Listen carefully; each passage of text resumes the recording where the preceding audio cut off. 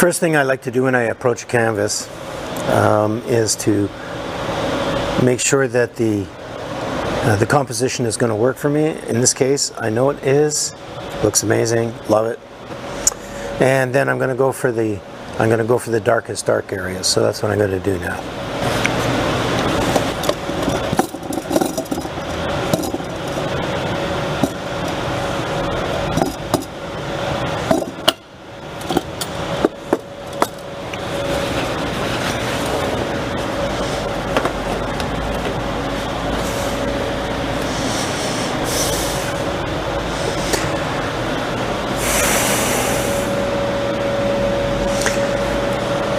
Change of plans.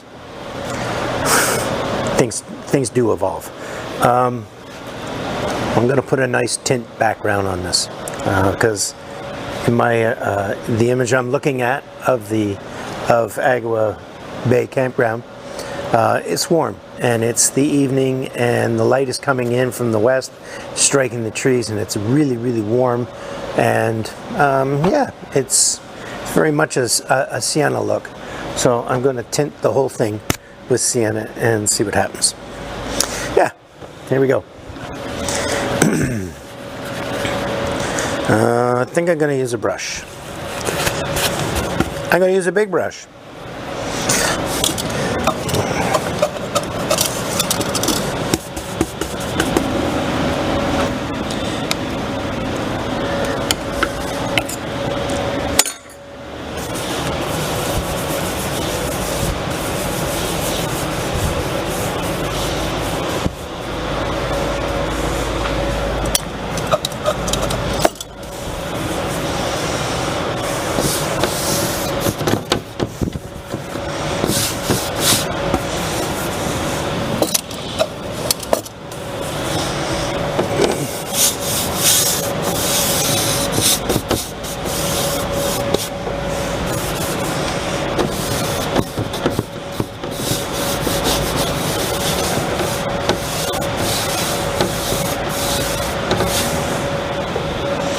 Ooh-wee, baby, ooh-wee.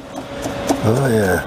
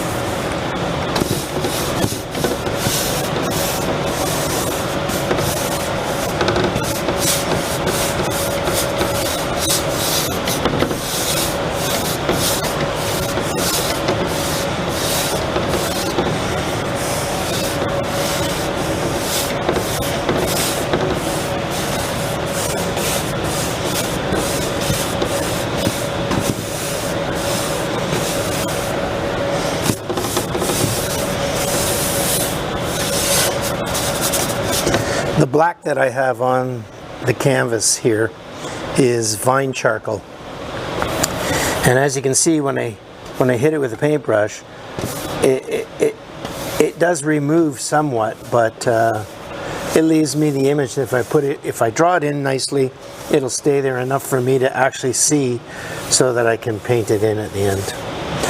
But right now, just toning the canvas, get rid of that white, and then we can start actually going for some different definitions and things. I'm actually starting to do it just with the toning color. I know it's darker over in this corner, so I'm gonna start putting some just some marks in. Give it some feel.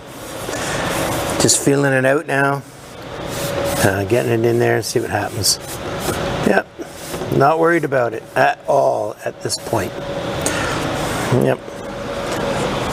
But I definitely want to have the warmth in and around the trees here because the sun is coming in across from the lake side. Yeah. So all it is here is Gamsol and some raw sienna, or burnt sienna, sorry. Burnt sienna.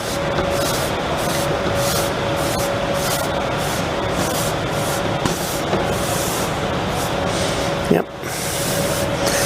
Come random lines and things. And away we go. Yep.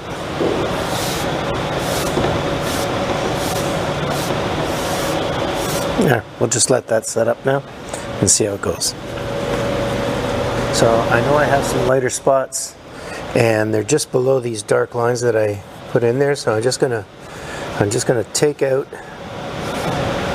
some of the tint that I have so that I get a little bit more of the background that's actually in there coming through. So we're going to do that for a little bit of time here and just put some marks in where I think they should go. And yeah, we'll start building up some of this imagery. Yeah. And it's all with a paper towel because I don't want to get into any details at this point of the painting. Just want to mark it out where things are going to go. Have a little stand back here, see how it looks. Yeah.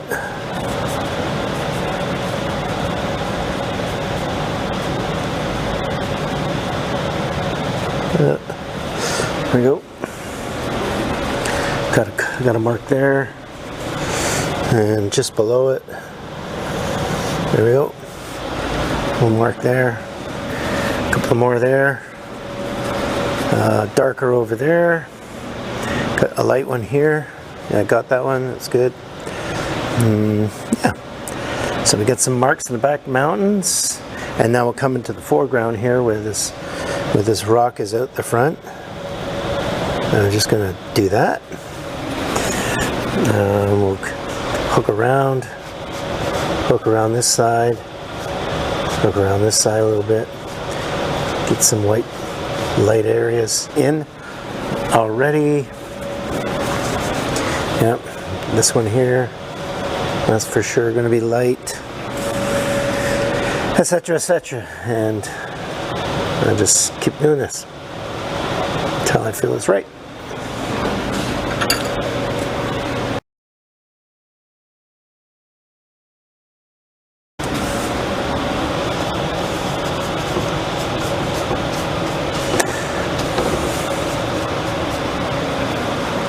What I'm doing now is I'm putting in some dark areas, just really roughly, just as something below the painting that I can work around. Yeah, and I'm using a big brush. What is this? 2-inch brush. You really can't do too many details with a 2-inch brush, but you can get in some intentional marks that you want. Just get them in on the rocks, edges, areas of the painting where you actually see dark. Just put it in now, and yeah, it'll help you out later on. There we go. I like that. So we're working together now. So now at this point, I just got to let it dry and come back to it after it's dry, which is going to be probably overnight. So I'll leave it like this for now and pick you up later.